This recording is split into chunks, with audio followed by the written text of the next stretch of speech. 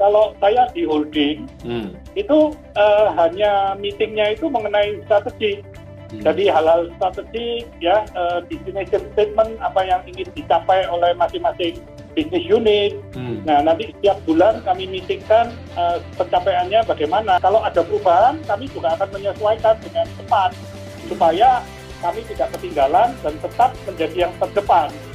Jadi memang tugas saya sekarang ya sudah bukan bongkar muat lagi ya, Ami ya. Jadi memang lebih berpikir ke strategik lah.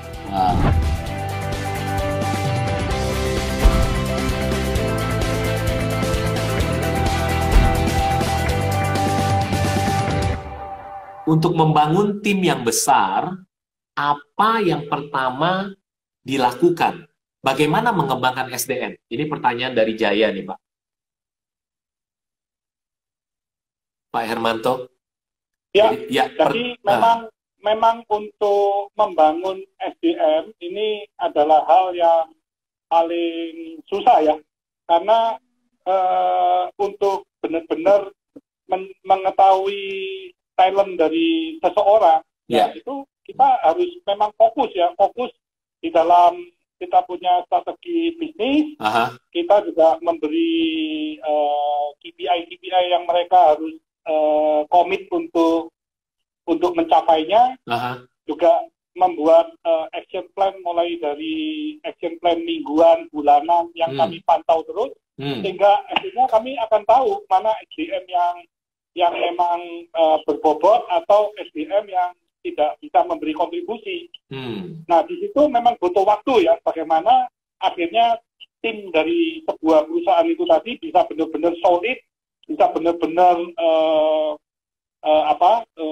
menjadi satu tim yang kuat dan bisa memberi pertumbuhan ke perusahaan dengan sehat gitu.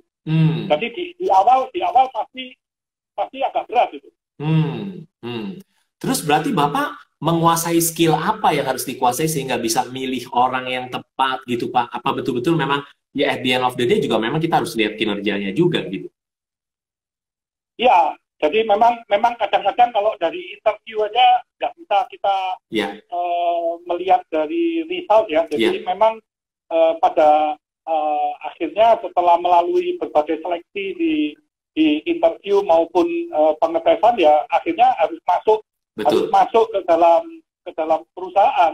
Nah, setelah masuk itu pun harus dipantau ya, benar-benar secara teamworknya itu bagus nggak, secara mereka punya kontribusi ke perusahaan oke nggak. Jangan sampai cuma membebani kan. Kalau cuma membebani kan perusahaan nggak bertumbuh, tapi biayanya bertambah. Iya, betul. Berarti Bapak setelah ngelewatin semua interview seleksi, akhirnya kita ngelihat di probation tersebut gitu ya Pak ya. Dengan KPIM, kalau pakai bahasa Gratio, Key Performance Indicator and Monitoring, deliver apa enggak dia gitu kira-kira ya Pak Hermanto ya? Betul. Kan kita pantau aja di sana kan. Iya. Jadi kalau seorang leader yang baik ya dia mesti fokus kepada visi atau decision statement yang sudah dicanangkan untuk tahun tersebut. Nah, bagaimana tim-tim ini tadi bisa saling mempunyai responsibility yang baik untuk mencapai goal yang sudah kita canangkan bersama itu tadi kan. Iya. Oh, thank you Pak Hermanto, thank you. Buat yang di Instagram, kita gantian yang nanya di Clubhouse. Ini ada Endang Pak, udah naik ke panggung virtual kita Pak, udah dikasih mikrofon Pak Hermanto. Kalau Bapak bisa lihat, ada Endang silakan mau bertanya apa? Let's go. Hi Coach, thank you so much udah dikasih kesempatan. Siap Endang. Saya selalu mendengarkan podcastnya Pak Hermanto, luar biasa, membakar semangat kami yang muda-muda. Terima kasih banget. Perkenalkan, Wasyati Wirono. Saya base di Palembang. Core bisnisnya itu ada di real estate dan kuliner saat ini. Yang saya tanyakan, Pak Hermanto, konsistensi. Jadi ini hal yang saya rasakan juga sangat susah gitu ya. Jadi kadang-kadang kan kita sambil berjalan itu kan ada banyak sekali opportunity yang ditawarkan gitu ya. Jadi kita semuanya mau gitu ya, semua mau dilakukan seperti itu. Nah, bagaimana tips secret juga dari Pak Hermanto untuk kita itu fokus fokus di core bisnisnya kita seperti itu. Kemudian yang satu kedua, dulu ya Endang, coba biar Pak Hermanto mungkin langsung ingat jawabnya. Satu pertanyaan dulu Endang, boleh ya? Oh, siap. Semangat banget nih Endang, luar biasa. Thank you. Endang boleh ulangi pertanyaannya biar Pak Hermanto nangkep pertanyaan Endang. Jadi kadang-kadang kita banyak opportunity di depan mata gitu ya. Kita jalan ada ketemu ini kayaknya bagus gitu kan, terus ada yang ngajak terus gitu kan. Jadi di dalam perjalanan di sekolah kehidupan ini kan kita ada ketemu seperti itu. Nah, kadang-kadang itu membuat kita tuh susah fokus di core bisnis seperti itu. Nah, bagaimana tips secretnya Pak Herman?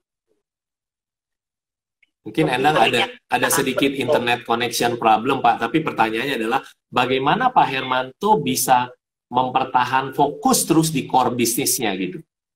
Dan mungkin juga Bapak bisa berbagi juga kenapa Bapak diversify your business. Pemikirannya apa gitu? Ya, jadi ini memang harus disesuaikan dengan kondisi dari masing-masing perusahaan ya. Kalau saya sendiri waktu awal berbisnis di Avian itu selama 20 tahun saya fokusnya hanya di cat saja, ya. Jadi saya tidak kemana-mana. Jadi selalu fokus di cat. Kalau mempunyai usaha yang berkembang juga ada terintegrasi dengan bisnis utama kami yaitu di cat. Jadi kalau pertanyaan dari Mbak Endang tadi mengenai bagaimana kita bisa tetap fokus ke bidang kita, ya sebaiknya kalau memang bidangnya tadi kuliner atau properti, ya tetap harus fokusnya di bidang properti atau kuliner tadi dan bisa memprioritaskan mana yang memang harus didahulukan ya. Jadi jangan sampai kita ini semuanya mau padahal tidak ada kemampuan untuk merealisasikan sampai berhasil atau sampai sukses. Akhirnya kan kita semakin banyak masalah itu nanti. Betul. Jadi pembelajaran satu adalah 20 tahun ya Pak, Bapak fokus di satu bidang gitu Pak? Iya, 20 tahun sampai akhirnya bidang itu bisa menjadi sangat besar, naiknya sudah mungkin ratusan atau bahkan mendekati ribuan kali dari awal kami start the business ya. Iya, luar biasa Pak Hermanto. Endang, apakah menjawab? Iya, cukup menjawab. Cukup ya. Iya, siap. Memang itu sangat PR sekali untuk bisa fokus. Iya, betul banget Endang. Sampai ternyata. Betul banget. Endang juga. Karena kita punya ambisi, kita punya keinginan, tapi kan tetap harus diperhitungkan juga kita punya kemampuan dan kapabilitas dari seluruh timnya kan. Betul. Kalau semuanya yes, akhirnya kan tidak bisa mengimplementasikan semua hal-hal bisnis tersebut, ya akhirnya bisa bermasalah malah kan. Iya, betul. Terima kasih banyak. Thank you Endang. Biar nanti semuanya bisa kebagian tanya. Endang, satu pertanyaan dulu boleh ya? Terima kasih. Boleh. Siap. Thank you Endang. Siap. Endang, aku balikin ke audiens dulu biar sambil dengerin. Ya, yang tadi Pak Hermanto bilang berarti fokus gitu. Follow one course until successful. 20 tahun Bapak follow one course until successful dan diversifikasi. Luar biasa. Siap Pak Hermanto. Ini ada orang lagi nih Pak di Instagram Pak, di Clubhouse Pak. Namanya Yohanes nih Pak. Yohanes, silakan kalau mau bertanya. Halo, selamat malam. Terima kasih kesempatannya, Yohanes. Siap, Yohanes. Mungkin saya agak salah tadi masuknya dan mungkin tadi sudah ada jelaskan juga, tapi saya buat tanya ini. Jadi perkenalkan, nama saya Yohanes, juga bergerak di bidang properti, bisnis dan kesehatan. Yang mau saya tanyakan adalah apakah ada suatu bisnis dari Pak Hermanto yang mungkin drop atau udah pernah stay down cukup lama dan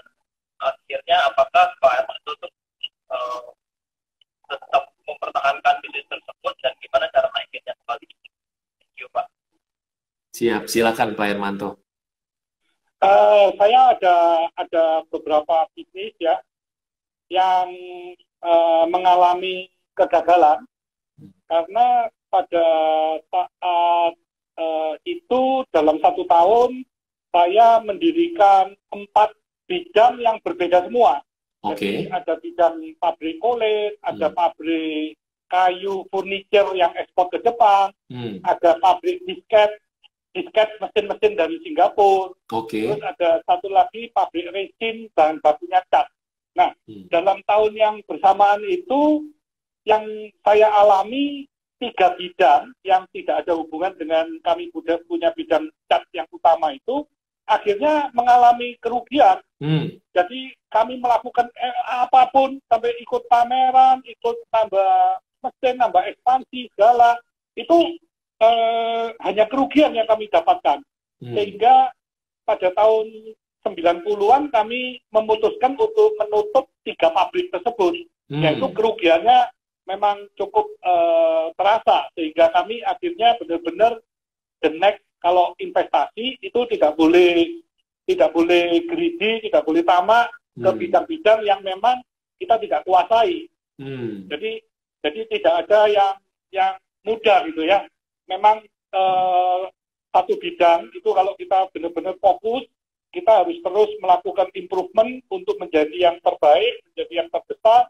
Itu harus menjadi satu perusahaan yang mandiri dulu gitu. Baru mungkin kalau memang punya partner atau mungkin punya anak yang bisa ke arah bisnis yang berbeda karena dia punya passion di sana. Nah, itu baru mungkin ekspansi ke bidang yang lain ya.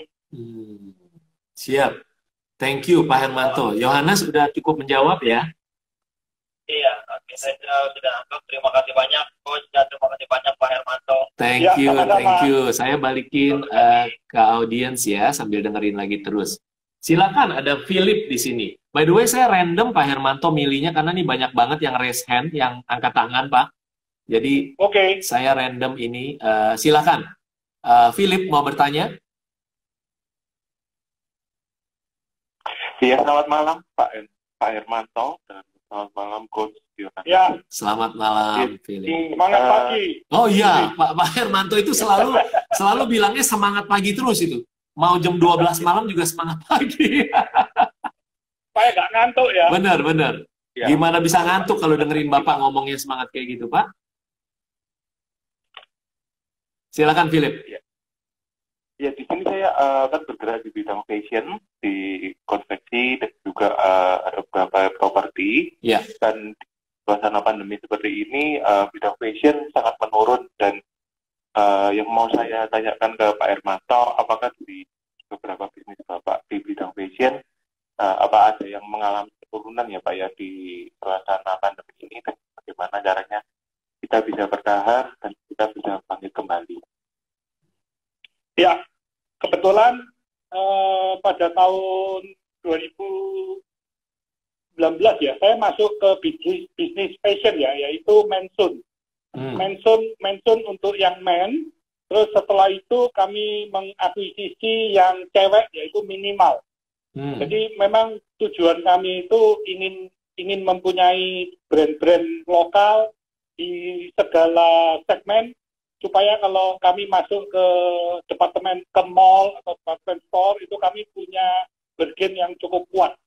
Jadi di masa pandemi memang outlet-outlet kami yang ada di mall itu mungkin berjumlah kurang lebih ada 300 atau 400-an ya. Itu memang mengalami masalah karena kan ada PSBB, mall ditutup ya. Sehingga yang kami lakukan, kami diversifikasi dengan cepat ke arah itu masker, ke arah APD, dan pada next kami juga membuat penjualan melalui internet ya. Terus kami juga membuka Selsun itu adalah satu tempat di rest area yang mana itu kami memberi diskon spesial ya. Jadi kalau fashion itu memang sudah out of date, kita akan lempar di Selsun ya. Itu juga akhirnya bisa menambah omset kami. Jadi memang dengan adanya pandemi ini kami harus seluruh tim itu berpikir bukan 2 kali, mungkin 3 kali, 4 kali lebih keras dibandingkan normal, sehingga kami bisa melewati masa-masa pandemi itu dengan masih bisa secara cash flow-nya masih sehat lah. Berarti Bapak pivot and pivot, kaizen, improve seperti itu, Philip ya? Oke. Siap. Iya Pak. Semangat Philip untuk bisnis fashionnya, semangat Philip. Badai pasti berlalu Philip. Ya, pasti berlalu. And pesan saya adalah bisnis yang maju setelah musim dingin ini, kalau misalnya dunia punya 2 musim doang, adalah bisnis yang pemilik bisnisnya kerja keras pada saat musim dingin. Jadi Philip begitu musim panas terbang luar biasa ya. Ya, oke. Amin. Terima kasih. Amin. Semangat Philip. Aku balikin ya Philip ke audiens. Oke. Pak Hermanto, ini ada Armi ya. Armi Wiwiksana. Armi, apa kabar? Halo, semangat pagi Coach Yohanes dan Pak Hermanto. Halo pagi. Mulai sekarang kita pakai passwordnya itu aja ya Pak Hermanto. Kalau mau nanya mesti semangat pagi dulu ya. Semangat pagi. Siap. Armi. Thank you Coach Yohanes. Nice to meet you. Sebenarnya Coach Yohanes tuh is a good friend dan juga master coach-nya saya. Saya kebetulan dilatih Gratio. Luar biasa. Saya bersyukur under Gratio bisnis kita tuh berkembang. Dari yang tadinya saya ngurusin operasional banget, sekarang tuh lebih bisa mengurusin yang hal-hal strategik. Luar biasa. Saya mau tanya ke Pak Hermanto, dulu kan Pak Hermanto pas umur 21 tahun itu sampai turun ke lapangan bantuin buat loading barang ke truk segala ya Pak Hermanto. Seiring bisnisnya Pak Hermanto bertumbuh, sekarang jadi banyak perusahaan. Peran Pak Hermanto tuh berubahnya bagaimana sih ya? Kayak mungkin dulu lebih ke operasional, sekarang apa sih tugas-tugas yang paling penting sebagai CEO multi corporation ya, seperti Pak Hermanto ini? That's a good question from Army ya. Silakan Pak Hermanto. Ya, thank you. Jadi kalau saat ini saya usianya memang masih belum lansia ya, tapi sudah mendekati lansia. Enggak lah, semangat pagi terus. Jadi, kalau semangat masih semangat nih. Kalau jiwanya ini masih jiwa milenial ini. Luar biasa. Jadi saat ini kalau di seluruh bisnis unit kami ini masing-masing itu sudah punya CEO, sudah punya director ya. Jadi kalau saya di holding itu hanya meetingnya itu mengenai strategi. Jadi hal-hal strategi ya, destination statement apa yang ingin dicapai oleh masing-masing bisnis unit. Nah nanti setiap bulan kami meetingkan pencapaiannya bagaimana. Kalau memang tidak mencapai ada masalah, apa yang perlu dirubah strategiknya itu kami lihat lagi, SWOT analisanya kami cek lagi, ada hal-hal yang ada berubah nggak di eksternal yang mengalami pandemi ini. Kalau ada perubahan, kami juga akan menyesuaikan dengan cepat supaya kami tidak ketinggalan dan tetap menjadi yang terdepan. Jadi memang tugas saya sekarang ya sudah bukan bongkar muat lagi ya Ami ya. Jadi memang lebih berpikir ke strategik lah. Wow. Iya, keren. Jadi pikir ke strategik dan bantu CEO-nya masing-masing company ini untuk untuk strategic thinking ya. Betul. Bahkan di Tangkop sekarang kan sudah punya investment company. Jadi kalau core bisnisnya sesuai dengan kami bisa sebagai strategic partner untuk masuk ke perusahaan-perusahaan yang kami melihat bisa berkolaborasi, maupun kami bisa masuk sebagai investment company ke perusahaan-perusahaan yang kami anggap sehat dan perlu dukungan kami, sehingga pertumbuhan dari perusahaan yang kami masuk tadi bisa semakin cepat, bisa semakin bertumbuh sehat, dan akhirnya menjadi perusahaan TBK atau perusahaan global. Luar biasa. By the way, di sini kalau ada yang mau diinvest sama Pak Hermanto Tanoko, hubungi Coach Johannes G. Pauli, DM ya Pak Hermanto. DM. Menyelam minum air ya, Coach. Iya. DM Coach Johannes dulu, nanti baru saya tanyain kita ngobrol Pak Hermanto. Iya, siap. Army, yeah, thank you so much Pak Hermanto untuk jawabannya. Thank you ya, and thank you Army buat your compliment about Gratio Practical Business Coaching. So happy to have you as a client and as a friend ya. Yeah. Army juga punya produk yang luar biasa Pak. He has a Billstone Watchwinder yang kualitasnya tuh mendunia banget Pak Hermanto. Watchwinder, very premium watchwinder. So itu diekspor juga ya berarti ya? Iya, betul Pak. Ke Dubai, ke Amerika. Ya Army ya. Iya. Jadi yang senang ekspor ke Amerika, Arab Emirat, Australia, Kanada, dan ya sebenarnya kita lagi one of our strategy this year and the upcoming year is buat mengalihin dari penjualan di Indonesia menjadi kita kembangin penjualan kita di luar negeri. Wah, keren. Yeah, that's where the market is. And basically berarti yang suka jam tangan, yang suka timepieces boleh cek Billstone ya. Army sambil menyelam minum air juga ini berarti. Oke. Iya. Thank you Army. Thank you. Ya, aku balikin ke audiens ya sambil dengerin terus ya. Siap. So ada Nizar di sini, silakan. Nizar mau bertanya. Lalu saya kedatangan banyak sahabat di sini. Kalau mau bertanya silakan ya. Ya, selamat malam Coach Johannes. Selamat malam Nizar. Semangat pagi Nizar. Iya, nggak boleh. Berarti passwordnya semangat pagi. Termasuk pengagum berat Pak Hermanto ini. Luar biasa. Luar biasa. Pak, saya mau nanya Pak. Bapak tuh kan, saya lihat kan bisnis unitnya kan horizontal integrasi banget ya Pak ya. Jadi nggak vertikal ya. Jadi saya lihat kayak misalkan ada retail, ada manufaktur, ada distributor, ada hotel, ada apa gitu Pak. Iya. Bapak untuk mempelajari satu bisnis baru Pak, kan mesti butuh waktu ya Pak ya. Ya. Maka Bapak itu gimana ya, saya kadang satu bisnis aja kita kadang butuh waktu lama untuk jadi expertise di situ kan. Ya. Cuman dengan horizontal seperti itu, seperti apa Pak tipsnya Pak? Kok bisa semua bisnis yang Bapak tangan ini sukses semua dan jadi hebat semua? Sebentar nih, sebelum Pak Hermanto jawab, ini Ibu ikut masuk nih Pak, mau dengerin Pak? Istri saya ya? Iya, Ibu mau diajak ke panggung nggak Pak? Boleh kalau mau. Boleh dong nih, Ibu. Ayo Ibu, ntar Ibu malu-malu lagi nih, Ibu Sandra. Ya, hati-hati Pak Hermanto. Sekarang udah ada komisaris dengerin jawaban Bapak. Hati-hati. Silakan Pak jawab Pak.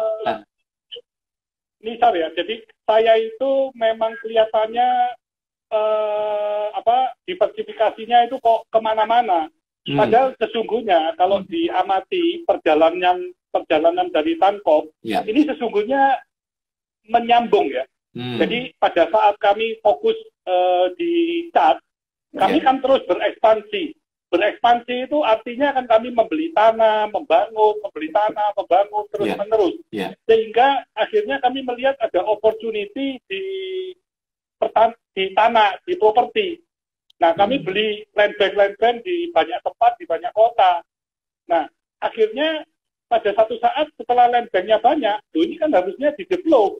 Di-develop, kita bisa memasarkan, kita bisa membeli lahan terus. Ini bisa jadi bisnis. Nah, dari sana properti akhirnya muncul kan tahun 2003 gitu ya. Nah, dari properti ternyata ada lahan-lahan yang kami itu cocoknya untuk hotel. Nah, pada saat papa saya mau merayakan wedding diamond, timbul saya pikiran untuk mendirikan hotel sendiri. Nah, dari situ akhirnya saya banyak meeting dengan hotel manajemen, dengan arsitek. Lama-lama terus saya kepincut gimana caranya saya bisa menjadi hotel operator di negara sendiri. Jadi hotel operator itu jangan semuanya dari luar negeri yang datang ke Indonesia, tapi kita harus bisa memanage sendiri, yang mana akhirnya kita bisa menjadi hotel operator. Nah, dari sana selain merambah ke bisnis hotel, terus masuk ke F&B, kami juga pada waktu istri saya ingin memulai sebuah bisnis, saya mengakuisisi pabrik air minum AMDK yang mereknya merek lokal ya. Nah, di situ memang kelihatan kalau air minum berbeda ya dengan cat ya. Tapi sesungguhnya industrinya kan sama. Jadi bagaimana konsep-konsep di manufacturing itu secara operasional kita excellent, secara marketing branding kita juga perhatikan, secara distribusi juga diperhatikan, jadi seluruh supply chain mulai dari order sampai ke cash kita perhatikan, finance-nya juga diperhatikan, sehingga akhirnya setelah satu manufacturing kami bisa mengembangkan, bisa sehat, itu otomatis manufacturing yang lain-lain juga nggak terlalu berbeda banyak ya. Jadi waktu masuk ke kosmetik, ternyata setelah lihat kosmetik, loh ini kok seperti pabrik cat ini, cuman bahan bakunya aja beda. Kalau cat itu industrial grade, kalau di kosmetik grade. Mesin-mesinnya kalau di cat besar-besar, di kosmetik kecil-kecil. Perbedaannya cuma di substrate aja. Kalau di cat kan ke tembok, ke kayu, ke besi. Kalau kosmetik ke kulit. Nah, kulit dari ibu-ibu ini atau para wanita di Indonesia ini kan setiap hari pakai ini kosmetik. Betul. Jadi saya lihat, wah ini kosmetik ini lebih menarik dari cat ini. Karena kalau cat kan mungkin 3 tahun, 5 tahun baru ngecat sekali. Kalau kosmetik kan sehari bisa 3 kali, 4 kali itu. Betul. Habis makan pakai lipstick, setelah minum pakai lipstick, dipakai terus tuh. Betul. Warnanya ada baru, beli lagi. Jadi memang pada akhirnya diversifikasi itu sesungguhnya nyambung ya. Kalau you tanya bisnis apapun itu nanti nyambung saya. Jadi saya bisa bercerita gitu, Jadi bukan kita masuk ke bidang-bidang yang benar-benar kami nggak mengerti. Misalnya bisnis yang pertambangan, nah itu saya biasanya menghindar. Atau bisnis ke bidang-bidang yang kami nggak mengerti, gitu kami nggak mau sih. Jadi ada alirannya gitu Pak Hermanto ya? Ada aliran ceritanya gitu ya? Pak, ada hubungannya. Maaf Pak Hermanto, kalau pembagian Pak Hermanto, maaf, kalau dari keluarga sendiri kayak pembagian yang benar-benar fokus, misalkan ibu kelola ini, terus Belinda kelola ini gitu, dari awal memang Pak Hermanto settingkan atau seperti apa Pak? Iya, jadi dari awal saya kan sudah tahu passion dari anak-anak saya, baik ke para profesional, itu passionnya di mana? Kan tidak semuanya dikelola oleh anak-anak saya ya, ada yang para profesional yang menduduki jabatan CEO atau presiden direktur. Nah, dari passion yang mereka miliki, saya sesuaikan dengan bisnisnya, sehingga waktu mereka memanage perusahaan tersebut, itu nyambung gitu. Mereka punya gairah untuk membesarkan, mereka punya effort itu luar biasa sekali kan. Jadi memang tidak boleh sembarangan gitu. Kalau mereka tidak happy di bidangnya, itu susah itu bidangnya itu bisa bertumbuh berkembang dengan sehat. Nisar, mantap, terjawab Nisar. Tipsnya. Thank you. Nisar, aku balikin ke audiens ya. Siap. So, sebelum menjawab pertanyaan yang satu lagi dan di Clubhouse, ada juga pertanyaan menarik Pak Hermanto dari Instagram. Kita mau bagi-bagi nih Pak. Ya, saya mau ngingetin lagi semua yang baru masuk. Ini beliau ada tamu saya spesial sekali, namanya Pak Hermanto Tanoko. Beliau adalah founder dari Tancorp. Banyak sekali bisnisnya. Tadi udah disebutin Pak Hermanto. Mulai dari Cat Avian yang bahkan sudah jadi regional player, ya. Lalu kemudian juga Cleo. Air mineral Cleo gitu, lalu kemudian juga Hotel Fasa yang sangat premium di Surabaya. Dan yang menarik dari bisnis-bisnis Pak Hermanto, semuanya itu adalah merek yang dibikin sendiri, artinya dari nol bahkan bangun bisnisnya gitu, dan bisa skalanya scale up sampai luar biasa gitu ya.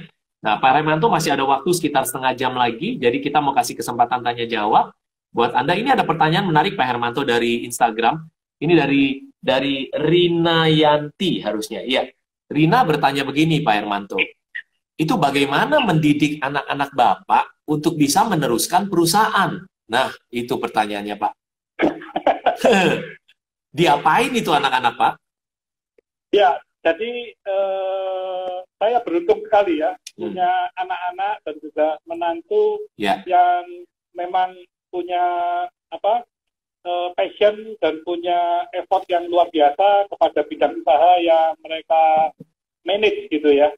Jadi saya nggak ngapa-ngapain, jadi mereka juga bisa mengembangkan usaha sendiri dan mereka juga sangat bisa memutuskan segala sesuatunya. Jadi misalnya mereka tidak begitu mengerti bagaimana di dunia finance. Mereka bisa hire satu finance consultant, mereka bisa kasih apa proyeknya, mereka bisa mengerti dalam waktu misalnya memberikan proyek itu dalam 3 bulan atau 4 bulan, mereka sudah mengerti. Dan sebaliknya kalau mereka kurang di bidang marketing, bisa minta bantuan dari Coach Yohanes. Nah, terima kasih, Pak. Coach Yohanes mungkin bisa nge-coach. Nah, ini hal-hal yang seperti itu saya bebaskan kepada seluruh anak-anak saya, sehingga mereka bisa benar-benar bertumbuh secara mandiri. Dan saya sangat bersyukur ya, anak-anak saya semuanya luar biasa, termasuk para profesional di tempat Tankop juga luar biasa. Itu terbukti pada saat pandemi, kami masih banyak perusahaan yang bertumbuh, yang masih ekspansi. Jadi saya sendiri tidak menutup ekspansi ya. Jadi seluruh bisnis masih tetap berekspansi. Termasuk ASEAN, kami ekspansi 1 laboratorium 5 lantai, itu 5.000 meter persegi, hanya untuk F&D. Investasinya anak saya itu ngomong saya 200 miliar, dan itu hanya untuk lab aja. Dan dia juga hire expatriate dari India, dari mana itu Singapura, itu mereka kasih project, dan menurut saya, wow, it is fine, it is good. You melakukan hal-hal yang luar biasa, karena kita memang sudah pioner, kita ini bukan follower lagi. Jadi kita harus yang terdepan menciptakan produk-produk yang mendapatkan paten, produk-produk yang bisa menyelesaikan banyak masalah di dunia pengecetan, sehingga kita akan benar-benar bisa tidak hanya menjadi lokal player, tapi bisa global player kan. Pak Hermanto, mungkin jawab singkat aja ya Pak pertanyaan ini. Saya mau add on dari yang tadi, bahwa bagaimana mengajar anak-anak itu bisa jadi begitu, Pak? Loh, saya langsung terjunkan mereka di bisnis tersebut, dan mereka sudah punya tanggung jawab dan bisa memanage perusahaan. Nah, kalau memang ada yang hal tidak mengerti, mereka juga bisa tanya, bisa meeting, kan tiap bulan selalu ketemu dengan saya kan? Iya. Iya. Oke. Jadi Bapak tanda kutip, ya udah ceburin aja gitu, ntar berenang sendiri gitu Pak ya? Iya, tapi kami tetap kontrol kan? Iya. Kontrolnya ya dari meeting summary eksekutif, yeah. dari meeting EPI, yeah. Resultnya yang tercapai apa, strategi kedepannya apa, nah itu kami bahas semua. Luar biasa. Siap, Pak Hermanto. Nah, Pak Hermanto, ini ada pertanyaan lagi, kita balik lagi ke Clubhouse. Yang mau bertanya masih ada kesempatan, ini masih banyak yang ngantri, ada beberapa yang... Ini by the way, Ibu mungkin nggak mau Pak, nggak apa-apa, Ibu di bawah aja Pak katanya. Liatin Bapak di panggung. Oh, ini ada Riko Pak. Nah, ini Riko. Riko kalau mau bertanya silakan ya, Riko ya. Ini banyak sahabat-sahabat, ada Doni juga Pak, Doni Pramono, ya, yang Sour Sally, banyak. Ada Yongki juga nih, salah satu Doni Sour Sally ya. Iya, betul Pak. Doni juga mungkin lagi kalau ada bertanya silakan, Doni Sour Sally juga sahabat saya, dan juga kita sama-sama partneran di investment Pak. Ini ada lagi, siapa lagi yang mau bertanya? Ini ada Koh ya, Koh silakan Koh, namanya Koh nih. Koh Halo, Jun, semangat ya. pagi. Semangat pagi. Pak Hermanto. Yuk, semangat pagi Koh. Ya, perkenalkan saya Koh Jun. Ya, saya pengusaha dan investor juga. Jadi ada beberapa hal yang saya udah banyak dengar tentang Pak Hermanto, dan banyak lain-lain bisnisnya Pak Hermanto yang benar-benar kalau saya lihat tidak bersangkutan contohnya seperti yang Tupperware dengan makanan kan tidak bersangkutan. Nah, dengan hal-hal seperti itu kan bagaimana Pak Hermanto memutuskan membuka lini baru, satu. Kedua, yang umpama kalau sampai yang tadi Pak Hermanto bilang kan kita membuat lini baru itu yang dari yang tadi dibicarakan dengan modal equity yang terbatas. Jadi kan gampang sekali kita membuka pabrik atau segala macam. Kalau umpama kita lupakan itu semua, kalau umpama ada satu produk yang bagus dan sangat menarik, terus kita dengan modal equity yang sangat kurang, terus kita bangun tim, umpama cuma bisa bangun 5 orang, kira-kira 5 orang tim yang bisa bekerja sama, kira-kira siapa orang itu dan expertnya di apa, Pak? Terima kasih, Pak. Jadi pertanyaan dari Kojun ini, diversifikasi saya ini agak melenceng gitu ya? Bukan Pak, bukan. Kan banyak. Bukan, kok boleh jelasin, kok silakan. Ya, silakan, Pak. Nggak, kok silakan jelasin. Kok aja jelasin. Kan bisnis. Oke. Kan bisnis yang Bapak jalankan kan berbeda-beda. Nah, ini bisnis yang Bapak jalankan mungkin dengan equity yang sangat besar. Jadi, oke, bangun pabrik, cari expert, dan segala macam. Itu kan cerita hal yang gampang. Maksudnya, dengan equity yang luar biasa, dan ini kan kita bisa lakukan itu dengan lebih mudah. Maksudnya, kalau kita dengan equity yang... Nggak gampang juga, kok. Kerja keras itu. Betul, Pak. Betul. Maksudnya lebih gampang, lah. Maksudnya, kalau dengan equity yang pas-pasan, terus Pak Hermanto cuma bisa bekerja sama dengan 5 orang, membuka brand baru tersebut. Nah, kira-kira 5 orang itu expertnya di mana, dan siapa-siapa aja orang itu. Maksudnya, bidang-bidang apa yang expert, dan 5 tim orang itu, kira-kira mereka tuh expert di mana. Jadi kalau Bapak, Bapak mau membuka, ya silakan Pak.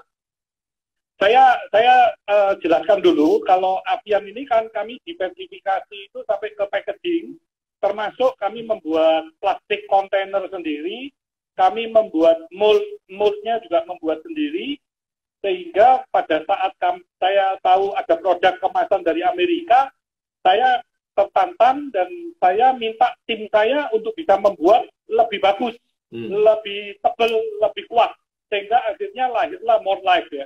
Nah, More Life itu dilahirkan bukan dari perusahaan dengan modal yang sangat besar. Jadi di awal More Life itu saya membuat kurang lebih 6 mold, lalu kami pasarkan ya. Nah, di awal yang paling penting itu memang yang pertama dari sisi teknologi ya, dari orang yang di operasional bisa membuat produk yang memang bisa lebih bagus dari produk dari luar negeri, itu yang pertama. Yang kedua, bagaimana kami juga mempunyai tim dari sales yang bisa memasarkan produk tersebut, tidak hanya selling in ya, tapi bisa selling out, sehingga kita bisa mempunyai revenue yang sehat. Jadi perusahaan itu sudah tidak merah gitu ya, tapi sudah bisa biru, sehingga kami terus bisa berekspansi. Jadi keuntungannya bisa digulung terus, bisa menambah mold, sehingga selama 1-2 tahun moldnya sudah bisa puluhan gitu. Jadi bukan dalam masa awal cepat terus langsung kami invest 100 mold, itu tidak. Tapi memang dengan berjalannya waktu kami tambah terus itu moldnya. Dan timnya juga bertambah terus. Pak Hermanto, kalau saya dengar dari Bapak, jawabannya mengkonfirmasi apa yang selama ini saya pegang juga, bahwa boleh dream big, harus dream big, tapi start small gitu kan ya. Begitu ketemu celahnya, move fast. Small itu tadi sudah beroperasi dengan baik, kita sudah bisa memultiplikasi kan. Ya, and then move fast gitu kan. Ya.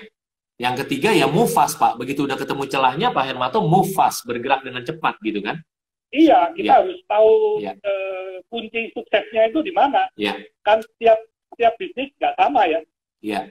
Makanya mungkin buat Koh dan kita semua, kita harus dream big iya, tapi startnya jangan start big lah. Startnya start small pasti. Segala sesuatu yang besar, mulanya dari kecil pasti. Tapi ya begitu ketemu celahnya, move fast. Itu Koh tambahan saya dari jawaban Pak Hermanto. Mudah-mudahan menjawab Koh ya. Oke, terima kasih Pak. Oh, semangat, kita taruh di bawah. Ya, Lydia boleh siap-siap dengan passwordnya. Kalau passwordnya salah nggak dijawab sama Pak Hermanto. Malam Pak Hermanto. Malam. Semangat pagi, Lydia. Iya nggak boleh loh. Saya malah jawab malam lagi. Aduh, semangat pagi. Ya. Ya. Silakan Lydia. Oke. Ya, thank you Coach. Malam Pak Hermanto. Thank you banget buat create ini Coach. Jadi sebenarnya pertanyaannya simpel sih Pak Hermanto. Ketika kita dari employee, kita mau create suatu bisnis dari zero, sebenarnya tantangan terbesar apa sih Pak Hermanto yang memang dihadapi oleh seorang entrepreneur? Thank you. Ya. Pak Hermanto. Maksudnya untuk merintis bisnis baru ya? Iya, benar banget Pak. Untuk merintis bisnis baru ya yang paling menjadi tantangan biasanya dari sisi finansial ya. Yang kedua dari sisi revenue. Itu bisnis barunya itu revenue-nya bisa menjalankan usaha itu dengan sehat atau tidak ya? Iya. Iya. Jadi memang kalau start bisnis baru itu kalau bisa berkolaborasi dengan perusahaan yang sudah eksis atau dengan teman-teman yang memang masing-masing mempunyai skill atau mempunyai keahlian yang saling bisa melengkapi, itu akan lebih mudah asal ada trust, ada kecocokan ya dari sisi visinya juga sama, itu semakin bagus, kemungkinan berhasilnya akan semakin tinggi daripada sendiri ya. Iya, iya. Sama mungkin satu pertanyaan lagi Pak Hermanto. Kira-kira kalau misalnya ada beberapa usaha itu mereka nggak bisa sustain untuk usahanya itu less than 2 years, itu kira-kira faktor terbesar apa sih Pak? Selain mungkin yang tadi Bapak sebut ada 6 poin adalah tech rate Pak, gitu sih. Biasanya yang paling utama ya faktor keuangan ya. Kalau dia nggak bisa bertahan ya. Betul. Karena kalau mengalami kerugian itu pasti di antara internal itu pasti terjadi konflik-konflik yang akhirnya membuyarkan usaha tersebut ya. Iya, betul. Ya, Lydia, jadi ujung-ujungnya kalau saya tangkap dari Pak Hermanto ya, sama satu hal yang paling penting di bisnis di awal adalah bikin profitable dan customer ngantri dulu gitu ya, Lydia ya. Iya. Nah, iya. Kalau itu udah mulai masuk, nanti baru mikirin step berikutnya, bikin autopilot gitu kan ya. Iya. Oke, thank you Pak Hermanto. Lydia oke ya? Thank you Coach. Siap.